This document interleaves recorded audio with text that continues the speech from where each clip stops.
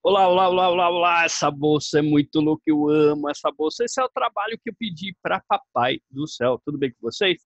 Gente, hoje, dia 3 de setembro de 2019, deixa eu responder aqui uma pergunta que foi feita pelo André Kretzer, né, sobre diversificação. Vocês sabem que a gente sempre comenta, né, o mercado todo sempre fala, né, os investidores, tanto investidores quanto analistas sempre falam que a diversificação é boa, te protege, te ajuda. A pergunta é, existe limite para diversificar, né? Até onde poderia diversificar? A pergunta do André está ligado a fundo imobiliário, já vou falar sobre ele. Mas vamos pensar um pouquinho.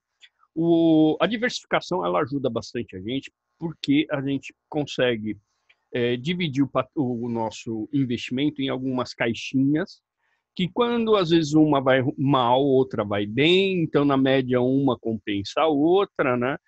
É, e isso ajuda a gente a ter um equilíbrio maior. E vamos pensar como isso funcionaria dentro de cada tipo de investimento. Vamos lá. O nosso amigo, vamos pegar o exemplo dele, que é muito legal, porque o nosso amigo Kretzer, ele fala aqui, né, ó, que ele tem 32 FIs, que a maior parte está em tijolo, 2/3 em CRI e o resto em fundo híbrido de fundo imobiliário, né? Então vamos pensar um pouquinho, né? 32 fundos imobiliários. Vamos lá. Vocês já viram meus vídeos, vocês sabem que para a gente poder escolher um fundo, a gente tem que analisar, tem que entender o que a gente olhava, né? Para escolher um fundo, a gente olha representatividade do fundo, a gente olha a liquidez do fundo, a gente verifica os fundamentos do fundo, do que ele qual é a função desse fundo, qual a área de atuação dele, se esse fundo tem diversificação dentro do próprio fundo, ou seja, se ele é um fundo de escritórios, quantos escritórios tem, se ele é um fundo de logística, né? Galpão logístico, quantos galpões logísticos espalhados pelo Brasil tem? Se é shoppings, quais são os shoppings, onde estão os shoppings? Isso é diversificação dentro do fundo. Mas ele tem 32. Vamos dar uma olhada aqui no fundo imobiliário. Deixa eu abrir aqui. Pronto. Vamos dar uma olhada no fundo. O fundo imobiliário, na verdade, a gente tem 92 fundos imobiliários, né? Dentro do mercado. Tem vários IPOs que estão sendo lançados. Aqui foi o último relatório do final de agosto. Então, são 92 nesse caso aqui. Ele falou que ele tem 32. Então, vamos fazer uma conta básica, né? Então, nós estamos falando de 32 dividido por 92. Ou seja, ele tem uma representatividade de quase 35% dos fundos. Ele tem dentro da carteira dele. Agora, imagina ele cuidando de 30 e poucos fundos, entrando, verificando como é que está, para ver se eles estão subindo, se estão caindo, se tem algum fundo que está dando alguma notícia que pode ter um grande impacto negativo para aquele tipo de fundo, né? Apesar que a diversificação dele é tão grande que ele vai sentir pouco, né, no portfólio dele, né, porque a representatividade de um fundo dentro de 32 é pequena, né, então a chance dele ter um prejuízo muito grande é menor. Agora, é lógico que se inviabiliza de você ficar controlando da forma que você deveria controlar, de você olhar, cada um tem a sua estratégia. A minha estratégia não é ter uma representatividade tão grande, né, de mais de 35% de todos os papéis que estão listados no índice de fundo imobiliário. A ideia é que eu tenha um número que seja razoável, né, que eu calculo mais ou menos entre 5 a 8 fundos imobiliários que têm maior representatividade para mim, que podem turbinar a minha carteira. Agora, ter 32 fundos imobiliários, na minha visão, é melhor ter um fundo que esteja atrelado ao indicador do próprio IFIX, que é o fundo imobiliário, né, o índice de fundo imobiliário. Porque senão não faz sentido. Se eu tenho 32, olha, vamos fazer uma conta.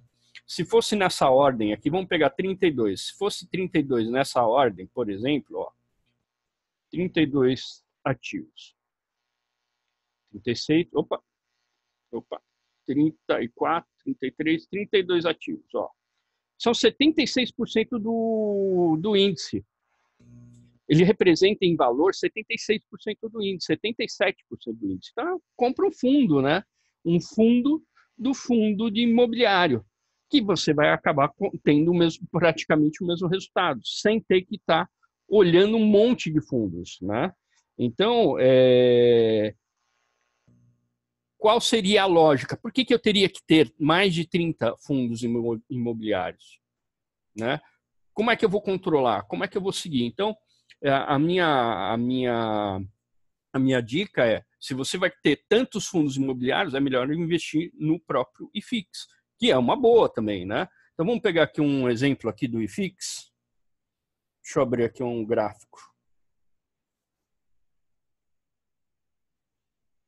Aqui. Vamos pegar o IFIX. Olha o IFIX, que se você pegar um fundo atrelado ao IFIX, vamos colocar no gráfico semanal.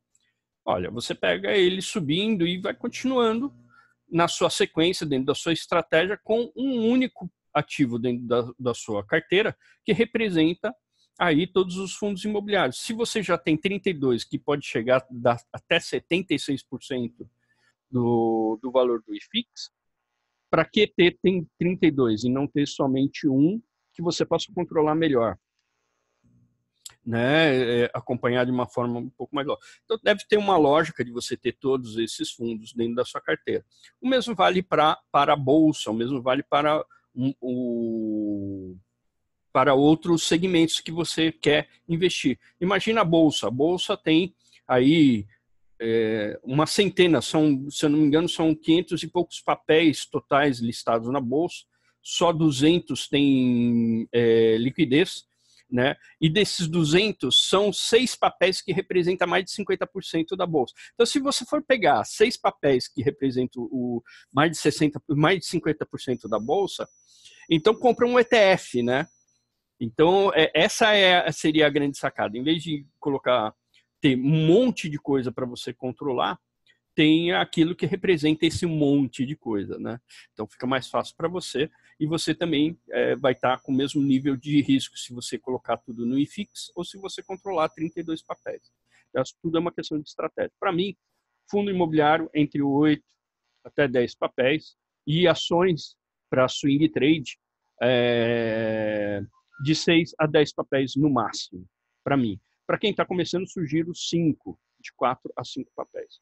Então, só para responder o nosso amigo sobre aí a diversificação. Ela é boa, mas se você diversificar muito, começa a perder o sentido, né? Porque aí, em vez de eu colocar o valor em vários ativos, eu coloco o valor num ETF ou num fundo que tenha o mesmo sentido do índice, no caso, imobiliário. Tá bom? Então, tá aí a resposta para o meu amigo Kretzer. Um grande abraço e até mais. Tchau!